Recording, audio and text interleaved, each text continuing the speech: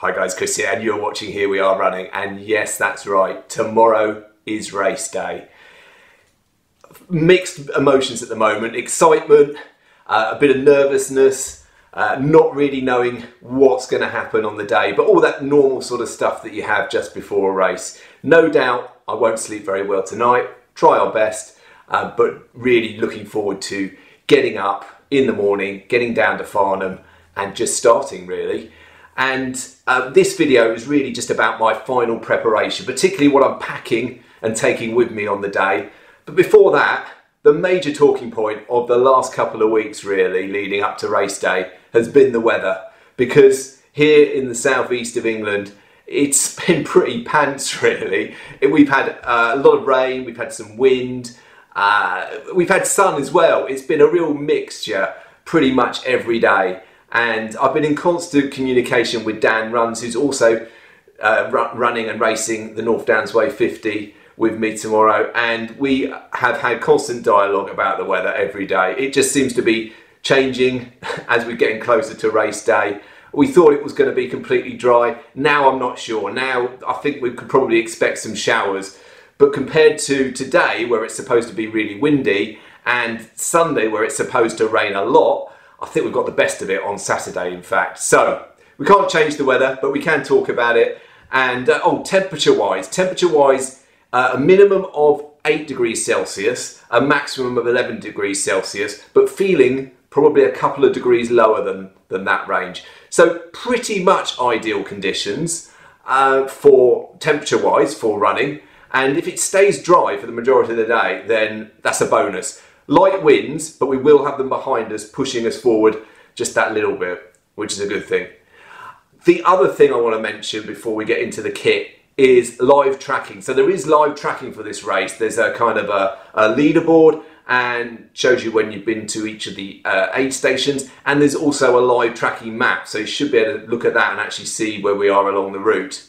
I will put a link in the comments below for what the website is for that live tracking. So if you did want to go during Saturday, did want to go on their occasion to see how I'm getting on, or to see how Dan's getting on, then do go ahead and click on that link.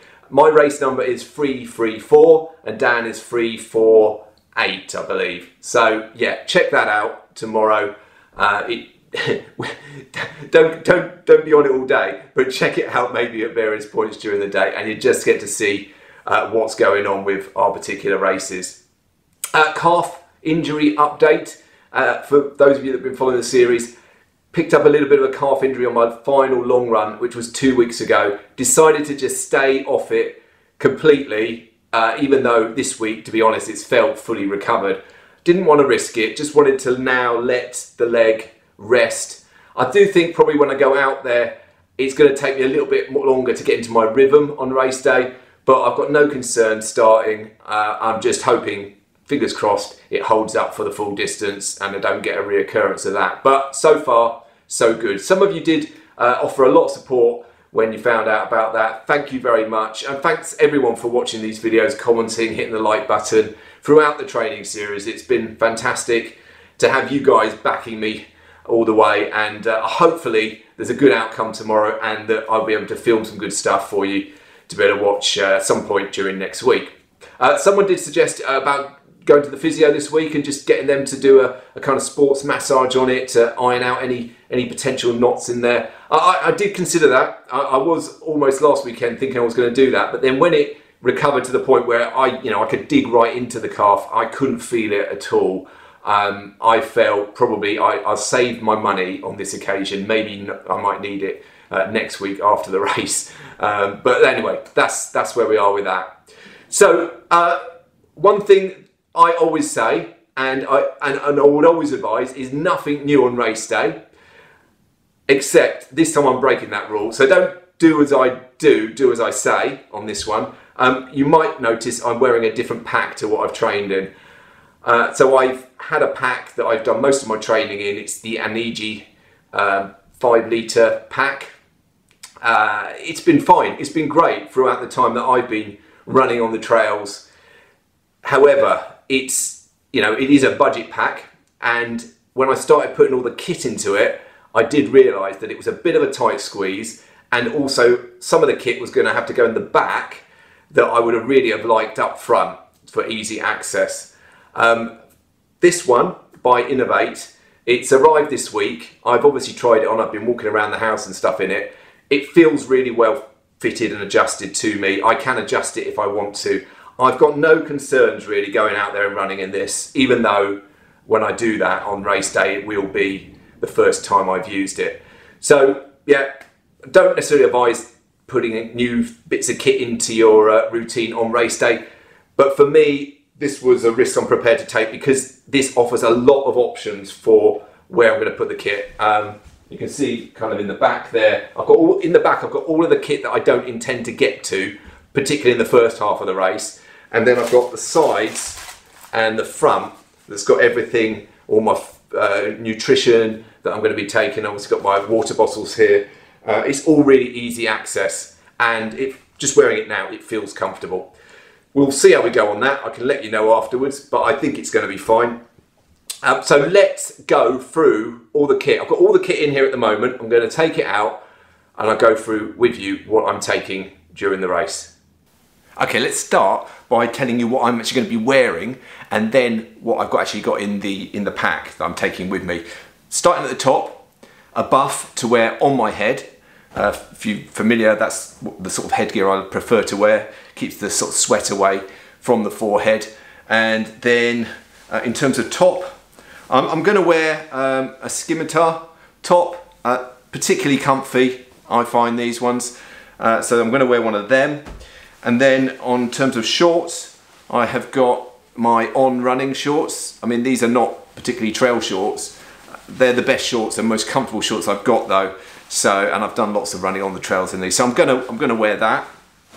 I'm gonna wear a running belt, elasticated running belt there, just for my phone. So only my phone will be in here, so I know exactly where it is and I can get it out easily from there. I have underwear. I'll be wearing those, and I have Inov-8 trail running socks. I shall be wearing those, along with some calf sleeves as well.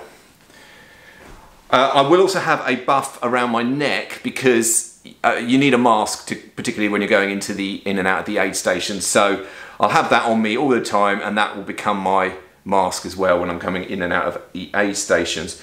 That's all of the clothing. The footwear, of course, is the Inov-8 Trailfly Ultras. Got on so well with those on the 50k run that I did. And yeah, as I said before, this was going to be my race day shoe. And really looking forward to seeing what these can do over 50 miles. Can they keep my legs nice and fresh and get me to the end? We will find out tomorrow. So what's actually in the pack? And we'll do what's in the back of the pack, the stuff that I'm hoping I won't have to access, certainly not very soon into the race. And then we'll cover the sides and the front. So opening up the back, I have got a spare GoPro there, just in case anything happens to my main one. Not hoping to have to use that.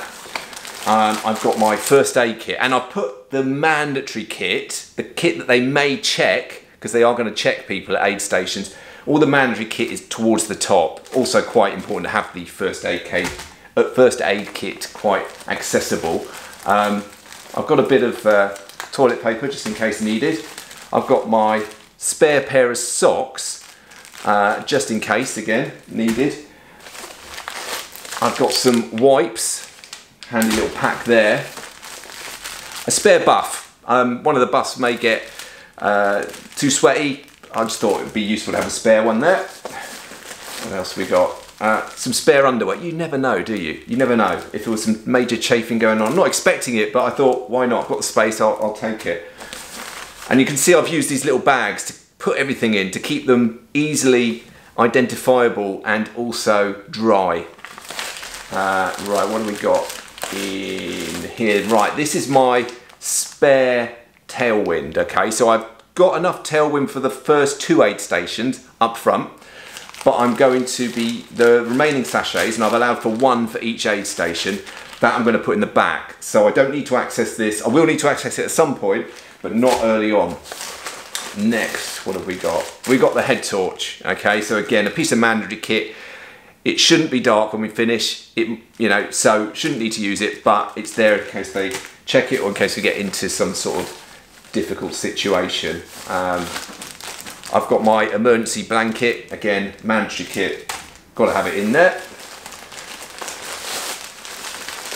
Right, so this, which I put towards the bottom, is a spare running top. It's a long sleeve running top. Now, I mentioned the temperatures. I don't think I'll need to use this, but I thought if it feels particularly cold, I've got the space, I'll take a long sleeve top that I can just put on if I need it. Right, I've got the Body Glide in there, just again, thought it was worth bringing it along just in case. I'll obviously use this beforehand or in all of those delicate parts to try and avoid any chafing occurring. Now I've got a battery pack here with 2 charging cables, one that can do the GoPro and the phone, the other one that can do my aftershocks. I am planning to have my aftershocks on and to listen to music. It's a long race and I don't know whether they're going to last, the battery in them is going to last the whole time. So, I thought I'd bring it. Again, it's a kind of, it's useful to have. I don't want that phone battery to die during the race, so it's there if I need it. I've got some spare kind of disposable little bags there, just in case. I've got a spare water bottle here. So took one out of my Anigi running pack. Just going to keep that in there. You never know, do you? Could get a split in one of the ones up front. You never know. So it's a spare one. It's taking up hardly any room, as you can see. So I thought I'd bring it. Right, that is everything in that section of the bag. But I've also got on my back 2 other things. I've got, there's a little pocket here, which is very accessible, and that's where the rain jacket can go. So there we go, folds up nicely in the back there. You know where it is if it starts raining. I may even better get that out without taking the backpack off. I think I probably can actually by reaching round to the side there. So that's where that's kept. On the other side, you've got a zipped pocket. In there, I have put hand sanitizer and also some little disposable gloves, just in case. So that's what's in that side. Right, that is everything, as I drop it, that is everything in the back. Now let's have a look at what's in the front and the sides. Okay, we start at the top and work our way down. In the top, there's a little pocket on either side here. In this side, I've got a little cup. So this is what you could use for at the aid stations where they might pour you some Coke or whatever, some drink at the aid station. So that folds up really nice and small. That goes in the top pocket, that side. On the other side, it's actually got a whistle. Don't know if you can see that. It's actually attached to the pack. I've also got my whistle that I bought in the other pocket on this side. Where is it? There. So there's a little tag in there that I've attached it to. So I've got 2 whistles in fact, but it's mandatory kit. If one of them dropped off the side, I've got one spare. That's a spare GoPro battery. That is also in the top pocket there in case I need it. Then I've got the water bottles, one either side, which are well positioned on this pack. So there's the soft flask, and that's what I'll be putting water in one side, tailwind in the other side, and aiming at every aid station to top up the tailwind. Between aid stations, I'd be expecting to drink a whole tailwind. Right, on this side there is a zip pocket here, sits above the water bottles. I've put some salt tablets in there. Now I really only thought I'd need these if the weather was really warm, but they're there just in case. It's obviously not going to be warm tomorrow, so don't know if I'll be needing them or not, but they're there if I need them. And then you've got this elasticated side pocket that can fit quite a lot in it. I've got some of my solid food snacks in there at the moment. That's all that's in that side. In the other side, I've also got my gloves in there. And when you're wearing this keeps it nice and tight. I've got no fears of anything falling out. Some more snacks. And very important for me, my glasses. So I am taking a pair of glasses. Now I only need glasses for reading, but if I do need to read something on my phone or whatever, I will need to get the glasses out. So they're quite handy having them accessible. So I'm putting them in one of the side pockets there. Then the final two pockets, one on either side, and I've got a selection of nutrition in both of these pockets primarily, and there's a zip to them. They sit just underneath the water bottle, and so you can see I've got my gels. I've got my Unived gels that I'm taking. I think I've got about 9 gels in total. I don't know whether I need them all. The early ones are all kind of loose, and then I have, oh look, I've got some Trek bars as well. Yeah, early ones are loose, or another Trek bar. I've grouped together, just to keep them dry if it rains, I've grouped together the gels for later on in the run. And the other thing I've got on here is it's another fold-upable, collapsible cup. Now I got this because I thought at the time there was going to be coffee and hot drinks at the aid stations. I've later found out that actually there isn't.